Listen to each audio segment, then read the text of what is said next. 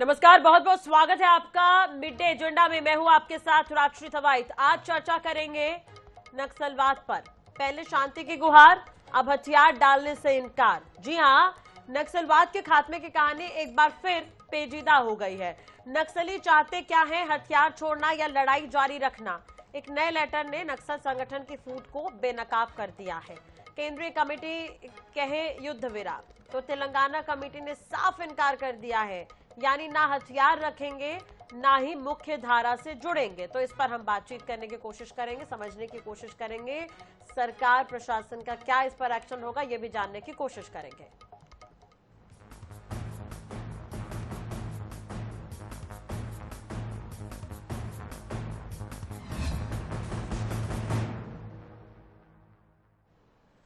नक्सली क्या करना चाहते हैं पता नहीं, लड़ना चाहते हैं, हथियार छोड़ना चाहते हैं। अब नक्सलियों का नया लेटर आगे आ गया है जिसमें वो कह रहे हैं कि ना तो हथियार छोड़ेंगे ना ही मुख्य धारा से जुड़ेंगे। दरअसल हथियार छोड़ने और युद्ध विराम की घोषणा के बयान पर नक्सलियों में दो फाड़ की स्थिति है। नक्सल संगठन की केंद्रीय कमेटी के प्रवक्ता अभय के जारी बयान में हथियार छोड़ने और युद्ध विराम की घोषणा को तेलंगाना स्टेट कमेटी के नक्सलियों ने सिरे से खारिज कर दिया है। अब नक्सलियों की भारतीय कम्युनिस्ट पार्टी की तेलंगाना स्टेट कमेटी के प्रवक्ता ने प्रेस नोट जारी कर कहा है कि सेंट्रल कमेटी के प्रवक्ता सोनू ने अभय के नाम से युद्ध विराम की जो घोषणा की है वो नक्सली संगठन का नहीं बल्कि अभय की निजी राय है। हम ना सरेंडर करेंगे और ना ही पीछे हटेंगे।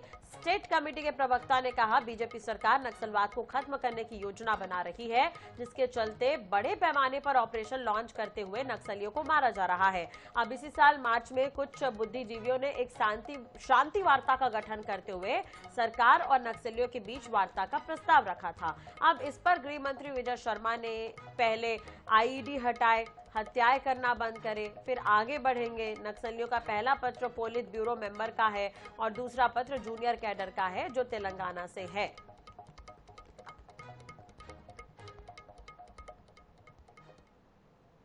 मैं आपके माध्यम से और सारे ही मीडिया के माध्यम से उनसे पहली अपील करता हूं कि उनको सिविलियन किलिंग्स बंद करना चाहिए। कल परसों भी किया और उसके पहले भी किया। उनको आईडी हटा लिया ये कहना चाहिए। और अगर सब कुछ मिलकर तैयार है तो कोई बात हो सकती है, पहले ये तो करें भाई। चलिए, हमारे साथ खास मेहमान जुड़े हुए प्रवीण साहू जी बीजेपी नेता हैं, हमारे साथ जुड़े हुए हैं। वंदना राजपूत जी कांग्रेस प्रवक्ता हमारे साथ कुछ ही देर में जुड़ेंगे। इसके अलावा आरके विज जो कि रिटायर्ड डीजी हैं और नक्सल मामलों के जानकार हैं, हमारे साथ जुड़े हुए हैं। बहुत बहुत स्वागत है आप सभी का INS 24/7 पर। विज साहब, सबसे पहले तो मैं आपके पास ही आना चाहूंगी। पिछले दिनों सर जो लेटर सामने आया, अभय जो नक्सल संगठन की तरफ से अभय ने वो लेटर भेजा, मेल आईडी तक नक्सलियों की तरफ से जारी की गई। पहले तो वो लेटर आया, उस पर सरकार की तरफ से बयान दिया गया कि हम पीछे नहीं हटेंगे, जो सर्च ऑपरेशन चल रहा है वो चलता ही रहेगा। अब ये दूसरा लेटर सामने आया है। अब इस दूसरे लेटर में जो तमाम बातें कही गई है उस लिहाज से तो ये लग रहा है कि फैसला सही है।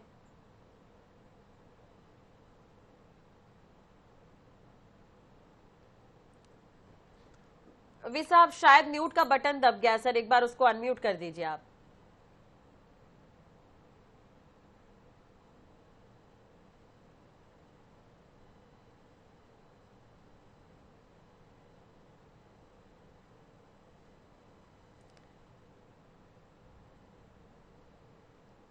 चलिए, शायद आवाज नहीं आ पा रही सर, मैं दोबारा आपके पास आऊंगी, माफ करिएगा। हमारे साथ प्रवीण जी जुड़े हुए हैं। प्रवीण जी, अब ये तमाम तरह के जो लेटर सामने आ रहे हैं, पिछले दिनों हमने विजय शर्मा जी का भी बयान सुना था, उस लिहाज से तो अब यही लग रहा है कि नक्सलियों के खिलाफ जितने सख्त से सख्त कदम उठाएं उतना ही बेहतर होगा। देखिए, सबसे पहले भारत माता की जय कहूंगा। आप सभी को नमस्कार और प्रणाम। आदरणीय राष्ट्रीय जी और विशेष रूप से आरके विज जी को नमस्कार और प्रणाम। देखिए, भाजपा की पॉलिसी स्पष्ट है कि 31 मार्च 2026 तक पूरे देश से नक्सलवाद खात्मा करेंगे। उसी दृष्टिकोण में लगातार हमारे जवान कार्यवाही कर रहे हैं और इनकी बौखलाहट आप देख सकते हैं नक्सलियों की कि लगातार पत्र जारी करते हैं और वो स्वयं कंफ्यूज है।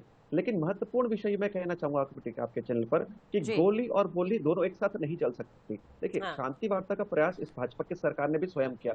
हमने कहीं ना कहीं गूगल फॉर्म के माध्यम से प्रयास किया कि उनसे हम शांति वार्ता किया है, कहीं ना कहीं पहल कर सके। लेकिन लगातार जिस प्रकार से नक्सली डरे हुए वो स्वयं भ्रमित है। और जिस प्रकार से कहीं ना कहीं सिविलियंस की हत्या कर रही है, तो निश्चित रूप से उनको लग रहा है और हमको भी लग रहा है कि वो केवल गोली की भाषा समझेंगे। तो जो ठीक जिस है। भाषा में समझेगा उसको हम उस भाषा में हम समझाएंगे। हाँ। और जो हमारा लक्ष्य है कि 31 मार्च 2026 तक नक्सलवाद के पूरे देश से उन्मूलन के, निश्चित रूप से उस कदम पर हम आगे बढ़ते हुए लगातार हम कार्रवाई कर रहे हैं। और लगातार हमारे सेना के जवानों का भी जो मनोबल है वो दिखाता है कि किस प्रकार से कहीं ना कहीं उनका जो मनोबल का कहीं ना कहीं क्रियान्वयन इस क्षेत्र में देखने को मिल रहा है। तो निश्चित रूप से इस विषय में हम आगे बढ़ते रहेंगे और निश्चित रूप से सरकार के जो मंशा है उस मंशा का हम लगातार क्रियान्वयन करते हुए नक्सलवाद का हम खात्मा करके रहेंगे। जी, ठीक है। प्रवीण जी बने रहेगा हमारे साथ। दोबारा से वीर साहब जुड़ गए। वीर साहब, अगर आपने मेरा सवाल सुना हो सर, तो उस पर मैं जवाब आपका चाहूंगी। जी, देखिए कुछ ही समय में 3 चिट्ठियां आ चुकी हैं। एक अभय नाम से पहले प्रवक्ता ने जारी की, जो केंद्रीय कमेटी का प्रवक्ता है। उसके बाद एक सोनू की चिट्ठी आई जो उसकी पर्सनल कैपेसिटी में जारी हुई।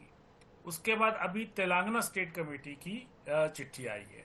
तो अगर आप देखिए, सभी की तुलना करिए तो इससे एक बात स्पष्ट होती है। देखिए, पहले अभय ने इस केंद्रीय कमेटी की प्रवक्ता के रूप में की, या तो वो प्रवक्ता के रूप में जो केंद्रीय कमेटी का जो रुख था, शायद वो फ्लोर ऑडियो बढ़ा देंगे थोड़ा सा। हाँ, जो केंद्रीय कमेटी का जो रुख था, शायद वो प्रवक्ता का रुख नहीं था। ऐसा लगता है प्रवक्ता ने बिना केंद्रीय कमेटी की सहमति से वो बात कही है, इसीलिए उसके बाद में विरोध हुआ। हाँ। दूसरा, जब सोनू ने अपनी चिट्ठी जारी की तो उससे ये स्पष्ट होता है कि पार्टी के अंदर टॉप लीडरशिप में दरार पड़ चुकी है, क्योंकि उसको अपनी गलती महसूस हुई। उसको ये भी समझ आ गया कि अभी तक की लड़ाई गलत हम लड़ रहे थे। भारत में ऐसी परिस्थितियां नहीं है कि ऐसी लड़ाई लड़के जीती जा सके। तीसरी चिट्ठी जिसकी आप बात कर रहे हैं, हालांकि उन्होंने 1 महीने का उसमें समय लिया वार्ता करने का, वार्ता करने के लिए भी पार्टी सहमत नहीं है, वो भी उनकी चिट्ठी से स्पष्ट लग रहा है। और 1 महीने का टाइम लिया ताकि वो बाकी सदस्यों से चर्चा कर सकें, वो जेल में कुछ बनता है उनसे चर्चा कर सकें जी। मतलब शांति वार्ता पे भी टॉप लीडरशिप में एक मत अभी नहीं है। अभी जो चिट्ठी जारी हुई, आप देखिए, वो ना तो सेंट्रल कमेटी की चिट्ठी है, ना वो दंडकारण्य की चिट्ठी है। वो चिट्ठी है तेलंगाना स्टेट कमेटी। हाँ। कमेटी में स्टेट कमेटी केंद्रीय कमेटी के प्रवक्ता के ऊपर अपना व्यू रखे, ये भी कुछ ठीक नहीं लगता है। इसका मतलब कहीं ना कहीं टॉप लीडरशिप में काफी विरोध हो गया आपस के अंदर, क्योंकि तेलंगाना जो स्टेट कमेटी कहती है वो तेलंगाना पे लागू होगा। अगर दंड कारण्य की हमारी बात करते हैं तो दंड कारण्य में लागू होता है। सेंट्रल कमेटी सभी के लिए होती है, चाहे वो तेलंगाना हो, चाहे आंध्र प्रदेश हो, चाहे उड़ीसा हो, चाहे वो दंड कारण्य हो। तो अभी मुझे लगता है कि पार्टी में मतभेद हो गया है, शांति वार्ता पे मतभेद हो गया है, और पीछे हटना है इस पे मतभेद हो गया है। कुछ पार्टी, उनकी पार्टी के सीनियर लीडर चाहते हैं कि, क्योंकि पिछले साल केंद्रीय कमेटी पोलित ब्यूरो ने निर्णय लिया था कि हमको डिफेंसिव रहना है, बड़े गुटों में नहीं घूमना, छोटों में घूमना है, ताकि हम सुरक्षित रह सके, ज्यादा संख्या में मरे मत। तो ये निर्णय उनके पिछले साल का था। अगर अभी वो एक तरफा कह रहे हैं कि हम विराम करेंगे, पीछे हटेंगे, तो इसका मतलब, और जबकि बाकी पार्टी ने उसको नकार दिया, तो ये है कि कमजोर पड़ रहे हैं, लड़ने की स्थिति में नहीं है, टॉप लीडरशिप में मत भिन्नता हो गई है। तो मुझे लगता है सुरक्षा बलों के लिए, और जहां तक स्टेट की बात है वो अच्छी बात है, लेकिन ये बात भी सही है कि इनकी टॉप लीडरशिप बिखर गई है। चलिए, लेकिन जो सरकार और प्रशासन की तरफ से जो कदम उठाए जा रहे हैं उसे आप किस तरह से देखते हैं सर? क्योंकि आप बेहतर समझेंगे और आप कई पदों पर भी रहे हैं, तो आपका अनुभव क्या कहता है इस पर? बातचीत की मैं आपको बताता हूँ, जो हमको हिस्ट्री देखनी पड़ेगी। जब भी आगे सीरियस बातचीत, देखिए, एक ऑफर कई बार हुए, चंद्रबाबू नायडू साहब के टाइम में ऑफर हुआ, लेकिन बातचीत मटेरियलाइज नहीं हो पाई। उसके बाद जब आंध्र प्रदेश में 2004 में जब बातचीत हुई, वो बातचीत भी बीच में टूट गई, तो उसमें कोई लास्ट नतीजा नहीं निकल सका। और उसके बाद जब नक्सलियों की बड़ी कांग्रेस जो होती है, जो 2007 में हुई थी, एकता कांग्रेस बोलते हैं, उसमें कांग्रेस ने ये कहा था कि जो बातचीत करने का जो निर्णय था वो गलत था, क्योंकि ऐसी परिस्थितियां नहीं थी कि बातचीत की जा सके। बातचीत वो उसी हालत में करते हैं जब नंबर, देखिए, 2 चीजें समझने की बात है। नंबर 1 की बातचीत करके समस्या को हल करना वो उनकी पार्टी की स्ट्रेटजी नहीं है, उनका सेंट्रल पॉइंट ही नहीं है। उनको लड़ाई लड़के सत्ता हथियाना वो उनका सेंट्रल एजेंडा है। तो बातचीत को वो टेक्टिकल मूव करते हैं, मतलब एक छोटा स्टेप बढ़ते हैं कि बातचीत तब करेंगे अगर लार्जर ऑब्जेक्टिव अचीव करने में सहायता मिलती हो। अगर मतलब वो बातचीत करेंगे, उस समय अपनी पार्टी को रीऑर्गेनाइज करेंगे, स्ट्रेंथन करेंगे, जो कमजोरियां तो उसको दूर करें, ताकि जो लार्जर ऑब्जेक्टिव है लड़ने का उसको बाद में पूरा कर सकें। तो बातचीत का तरीका उनका हमको वैसे समझना होगा कि जब बातचीत की शर्तें हो तो हमको हिस्ट्री क्या बताती है, हमने क्या सीखा उससे, पिछली बातों से, और इनकी कुल मिला के स्ट्रेटजी क्या है, उसको ध्यान में रख के ही बातचीत का विकल्प रखना चाहिए। अर्थात बातचीत करने में मुझे कोई बहुत ज्यादा लाभ नजर ठीक है, ठीक है, वे सब बने रहेगा हमारे साथ। प्रवीण जी, देखिए अभी जिस तरह से ये लेटर सामने आ रहे हैं, अब कहीं ना कहीं भरोसे पर बात है। भरोसा तो नहीं कर रही है सरकार नक्सलियों की इस बात पर। देखिए बिल्कुल, हम नक्सलियों पर कैसे विश्वास करें। हाँ। जो पत्र अगर हम बात करें कुछ दिन पहले जो आता था, जिसका डेट 15 अगस्त पर था, उसमें शांति वार्ता की बात कही जाती है, और उस एक महीने की अगर अवधि की हम बात करें तो लगातार उनकी ओर से लगातार हमले होते हैं।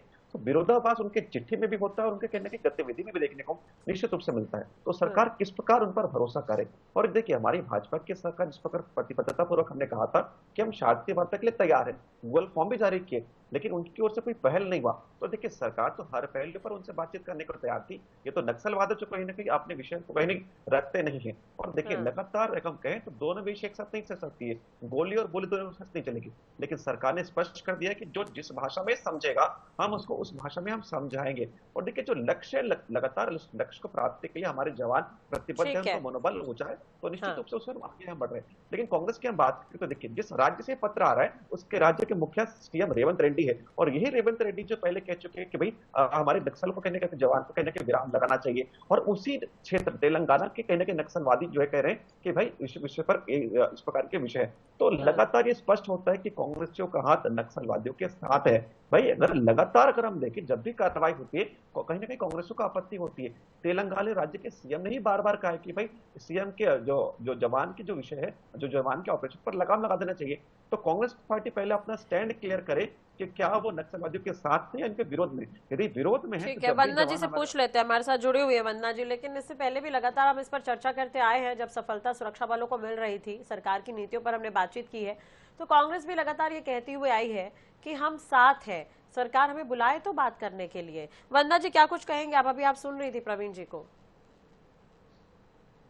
देखिए बिल्कुल, आप देखेंगे कि भारतीय जनता पार्टी के सरकार के 20 महीने में ये 5वां पत्र जो नक्सलियों के द्वारा भेजा गया है और सरकार को ये लेटर मिला है। हाँ। 5 पत्र में जो पहले 4 पत्र मिला था, वो 4 पत्र की क्या जांच की गई क्या, और जांच में क्या आया, पहले मेरे को प्रवीण भाई ये बता दें।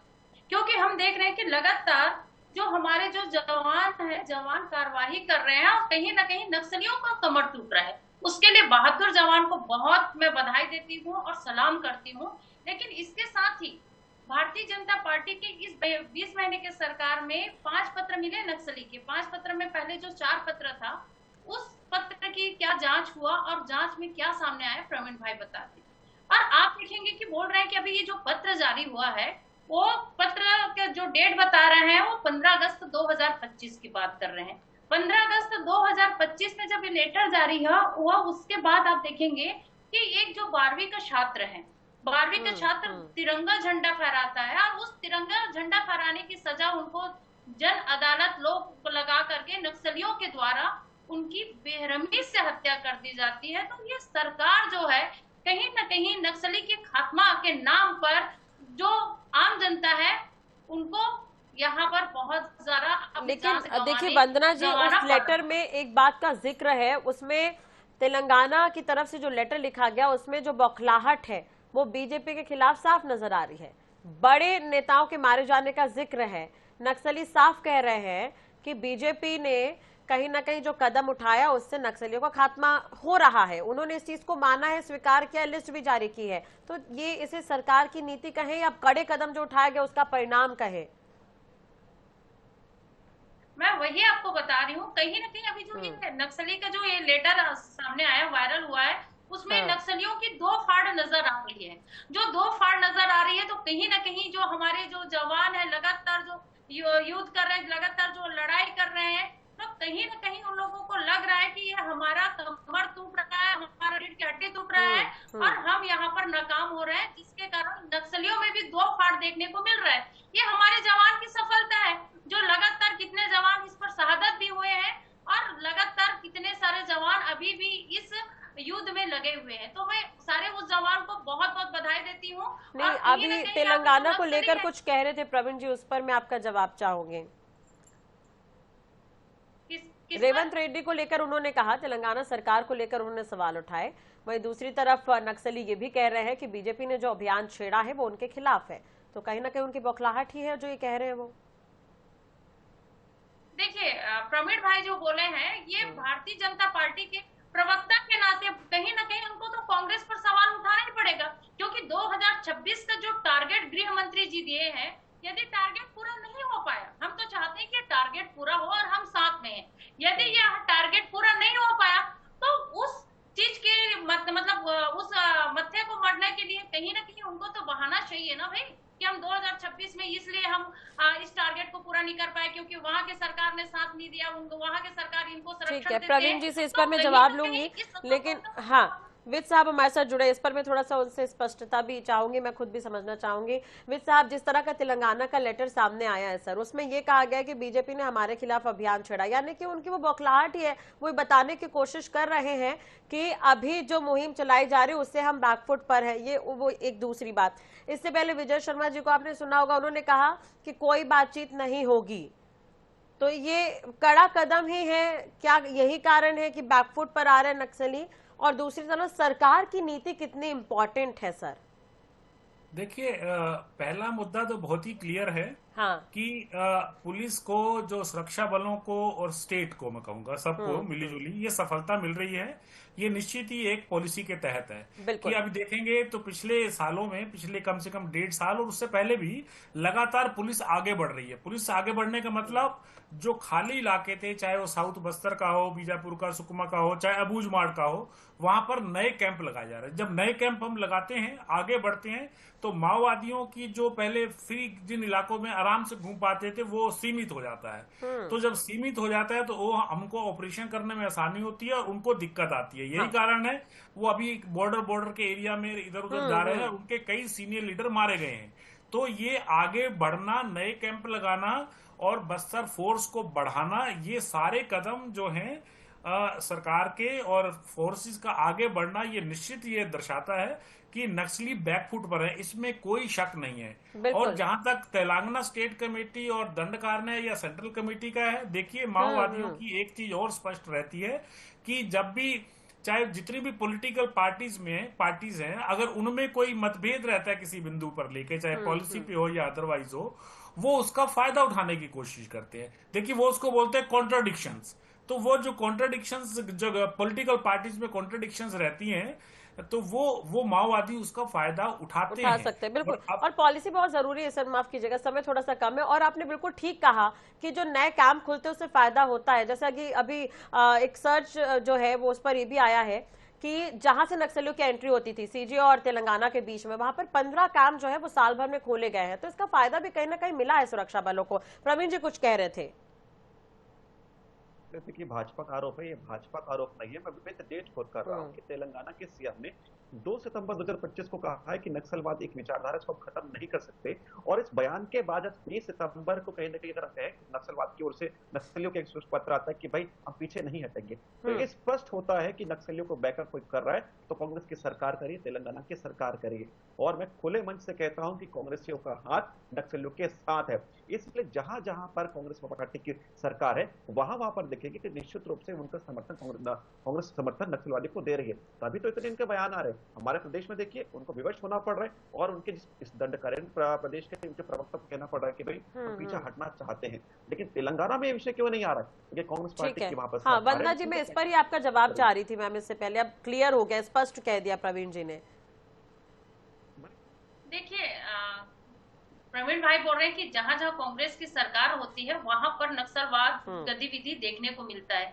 तो आप देखेंगे कि छत्तीसगढ़ में तो सबसे ज्यादा भारतीय जनता पार्टी की सरकार थी भाई। 15 साल पूर्व डॉक्टर रमन सिंह जो मुख्यमंत्री थे, उनके में जो सरकार में आप देखते हैं कि सिर्फ 3 जिला में जो नक्सलवाद की गतिविधि देखने को मिलता था, वो पूरा 14 जिला में फैल गया। ये आपकी सरकार थी। आपकी ही सरकार में हमारे कांग्रेस पार्टी के जो बड़े बड़े नेता है उनका नरसंहार हो जाता है। ये आपकी ही सरकार थी। आपकी ही सरकार में आप देखेंगे कि जो नक्सली होते थे उनको आप लोग हमेशा संरक्षण देने का काम करते थे। लेकिन पूर्ववर्ती कांग्रेस सरकार के समय में हम जो हमारे जवान को शांति नक्सली विराम है करना उन चाहिए। पर हम एक तरफ हमारे जवानों का मनोबल इतना ऊंचा है, उनको आप शांति विराम करने की क्या बात करें, तो ये मानसिकता, दोहरी मानसिकता नहीं चलेगी। देखिए वंदना जी, बार बार कांग्रेस, ठीक है, बार बार ये सवाल उठा कि कांग्रेस के बड़े नेता क्यों नहीं आए छत्तीसगढ़ जब आप लोगों की सरकार थी, तो नक्सली इलाके में क्यों नहीं गए वो? अमित शाह बार बार आकर चले गए, वो गिनाती है बीजेपी। अमित शाह फिर आने वाले हैं दशहरे के समय। वंदना जी, अमित शाह जी आ रहे हैं और जब तो बहुत बहुत स्वागत है, लेकिन आप देखेंगे कि जब हमारे जो बड़े बड़े नेता जिस रास्ते पे जा रहे थे वहां पर उनका जो सुरक्षा व्यवस्था उनको भी हटा दिया गया। ये षड्यंत्र नहीं था तो और क्या? अगर आप झीरम का जिक्र करेंगे तो आप लोगों को तो और रिवेंज मोड में होना चाहिए। आपके तो कई बड़े नेता खत्म हो गए। नहीं, वही तो झीरम की बात बताइए, मुझे सबूत कहाँ है बताइए। चलिए, सबसे अहम बात ये है वंदना जी, इससे पहले आप कांग्रेस की सरकार रही, कितना यूटिलाइज किया आप लोगों ने नक्सल अभियान के खिलाफ उन 5 सालों में? देखिए, जब हमारी सरकार थी तो विश्वास, विकास और सुरक्षा को लेकर के हमने काम किया है और इसके तहत आप देखेंगे कि इंद्रावती नदी में जो बड़ा पुल बना है वो हमारी सरकार ने बनाया है। उनके कारण आजकल जवान बहुत ही आसानी से उनका आना और जाना होता है।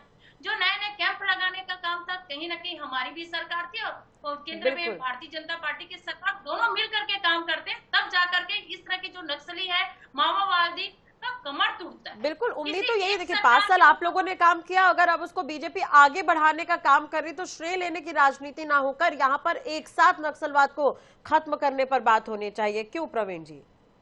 वही कर रहे हैं, अब तो वही कर रहे हैं, लेकिन भारतीय जनता पार्टी अपने